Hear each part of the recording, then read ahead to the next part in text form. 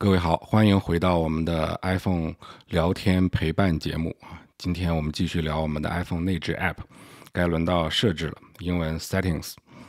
设置这个其实没有什么特别好铺垫的啊，大家一看就知道这个东西是干嘛的，就是做设置的。它里面就是各种开关，来去定义 iPhone 的各种状态啊。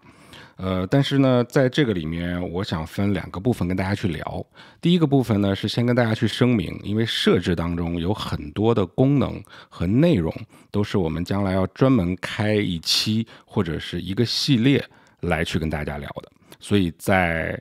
本期节目当中，这些部分我们会先跳过。举个例子来讲，隐私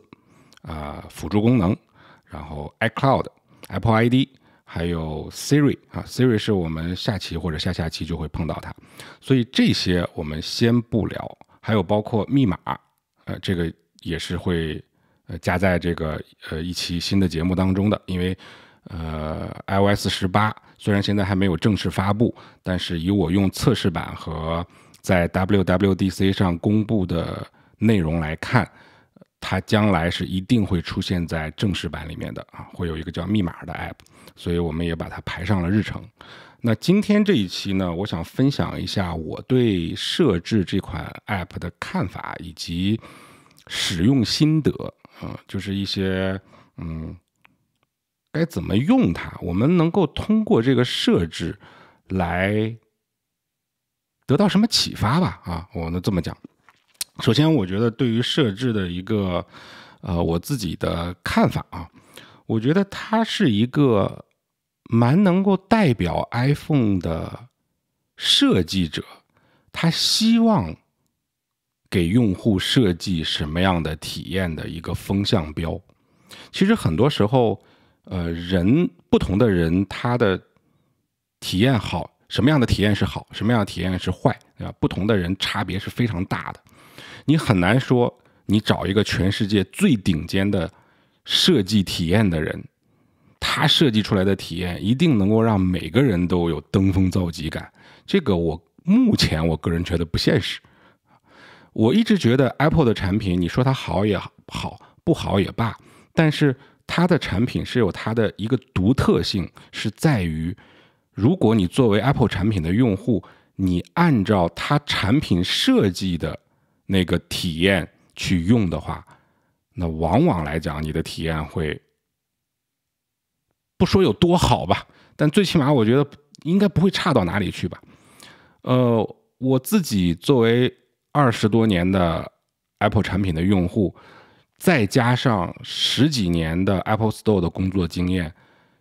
这些全部的经历都告诉我，但凡觉得 Apple 产品体验不好的，几乎都是你没有按照它的产品设计思路去使用这款产品，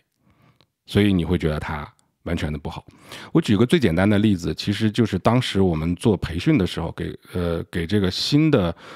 Mac 电脑的用户做培训的时候，你决定你换了一台全新的电脑之后，决定你的在这台新电脑上的体验怎么样，往往取决于你能多快的忘记 Windows 上的那些操作。这个真的是因人而异的。我一直跟我的一些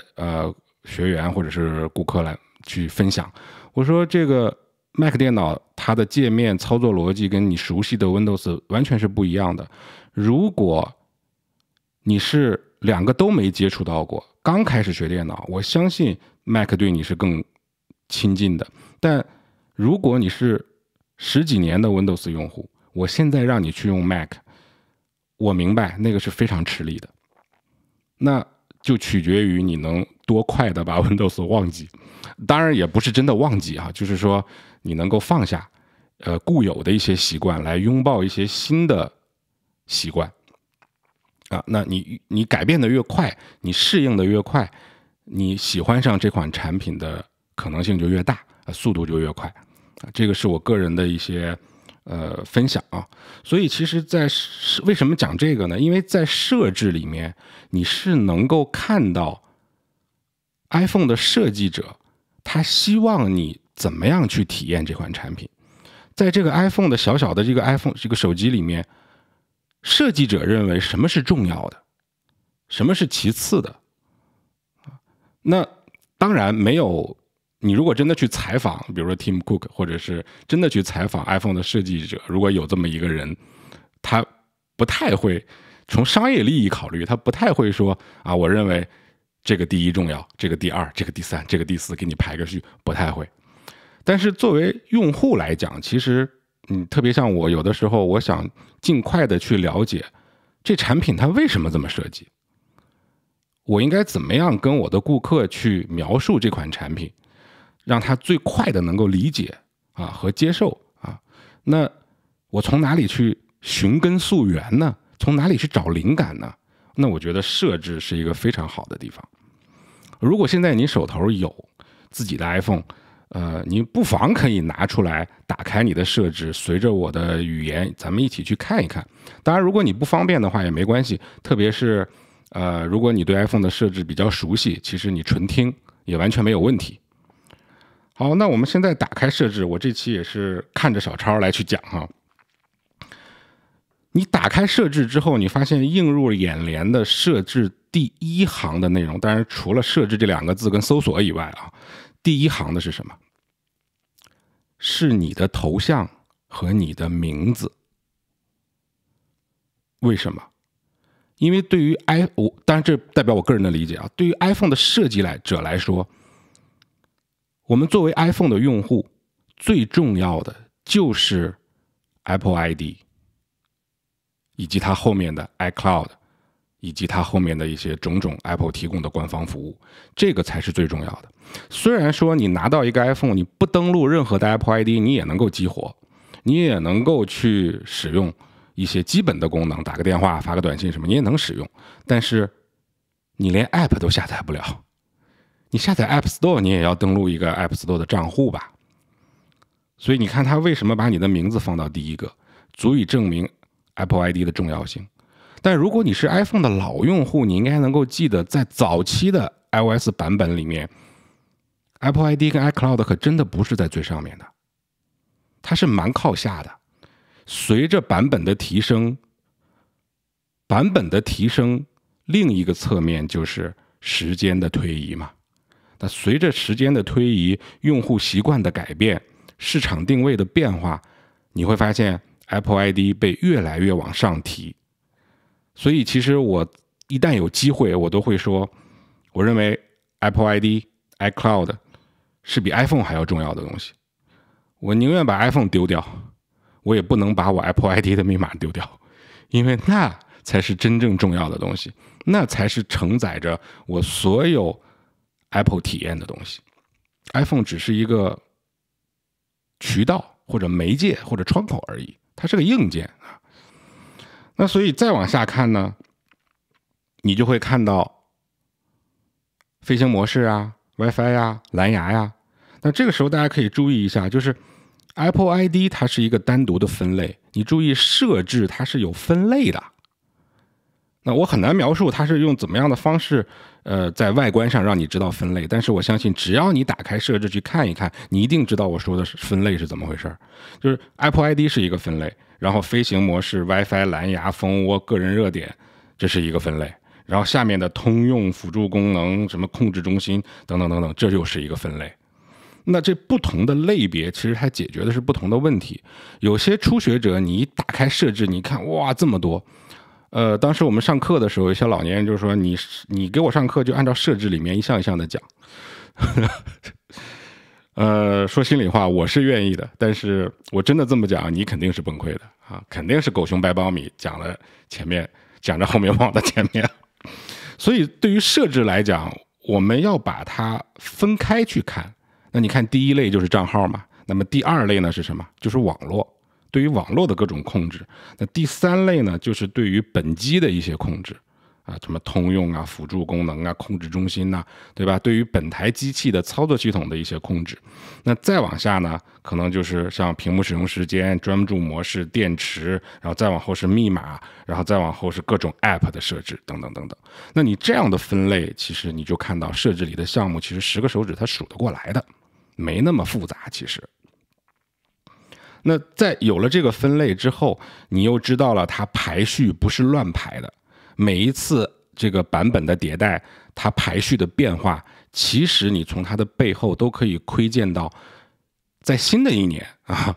我们的用户更重视什么。那比如说你早年的 iPhone 是没有电池这个选项的，但是现在我们的 iPhone 你会发现电池这个选项在设置里的排名越来越靠前了。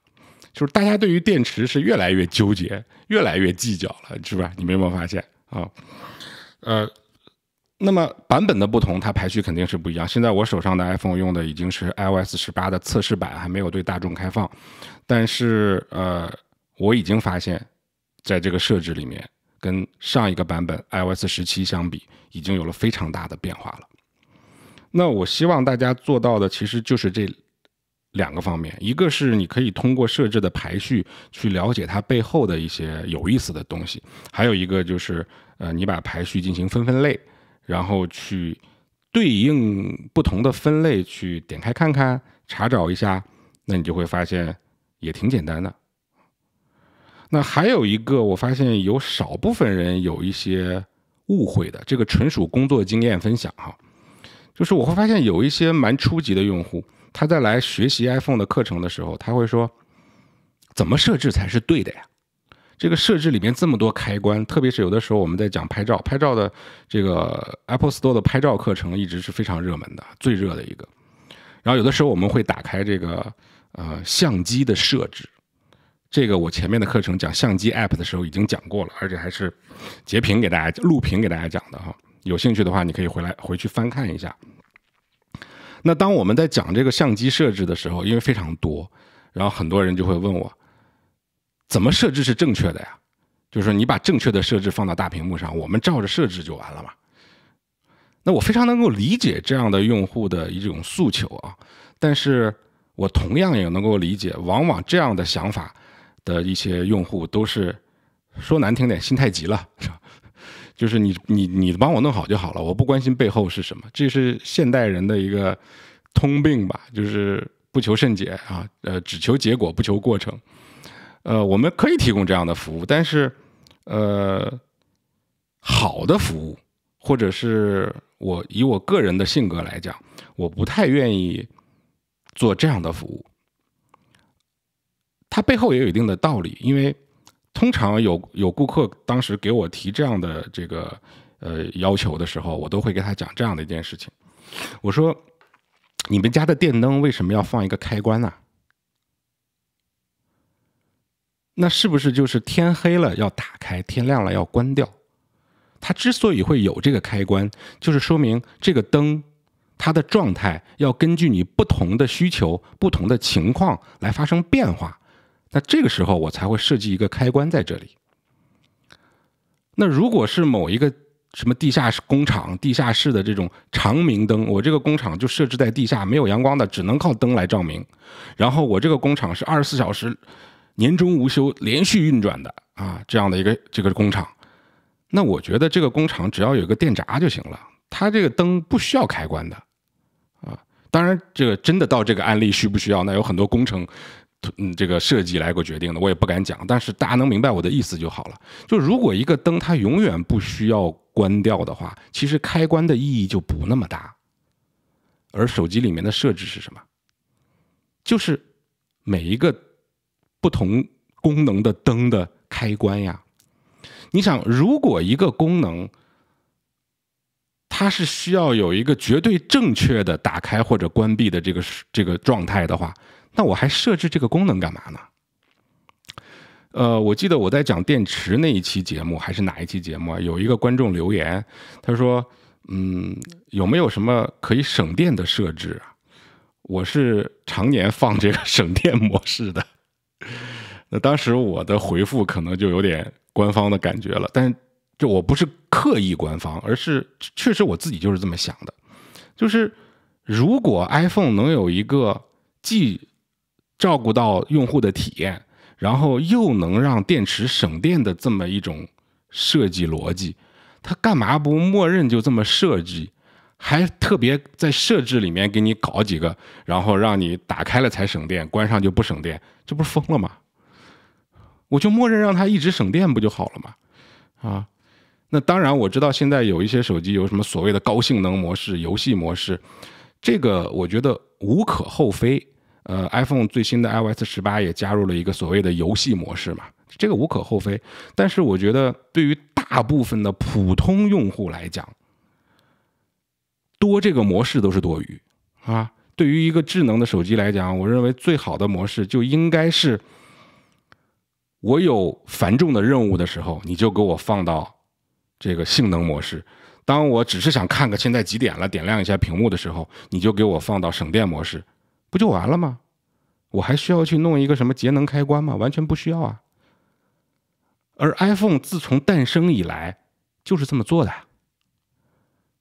所以这个是给大家举个例子，就是咱们不要去纠结怎么设置才是对，怎么设置才是错。既然有一个设置的选项或者是开关放在那里，它的用意就已经很明显了，就是你要根据你自己的需求，在不同的情况、不同的用意、不同的场景下而去改变它。这才是设置这个 app 的用意。所以我个人的使用习惯，我为什么一直把设置放在 iPhone 所有图标的第一页里面啊？虽然不至于放到 Dock 上，就是最下面那4个永远不动了，我还不至于啊，但是永远放在第一页里面，就是这个道理。因为我经常要去调它呀，经常要去动一些什么东西啊，还是蛮经常，起码我觉得比手电筒要经常。不定要遇到什么，特别有的时候你有孩子了，你经常要打开设置去把这个家长控制调一调，哎，这个设置的每天玩3个小时的游戏是不是太多了？不行，下个礼拜我要把它改成2个小时，设置打开改一改，然后等到放暑假了，允许他想多玩一会儿了，那就再把它改回3个小时，对不对？这不是个动态调整的过程吗？设置就是干这个用的。好，所以今天我想设置我们先用这样的方法去聊，我也希望大家特别是一些我的老观众哈，能够了解我的风格，跟上我的节奏。有些时候我在瓜子泡茶系列里面去讲，还真不是去讲一些什么使用技巧啊，是吧？我是说书，但我绝对不能是在这念说明书啊。我是想提供给大家一些茶余饭后的陪伴价值，就是你听完之后可能不会马上就会让你学会一个什么 iPhone 上的新的小技巧或者是新的本领，但是我觉得能够让你对这台手机更有感情啊，让觉得对它的这个认识能够更有一些深层次的认识啊，那这个我觉得就是让我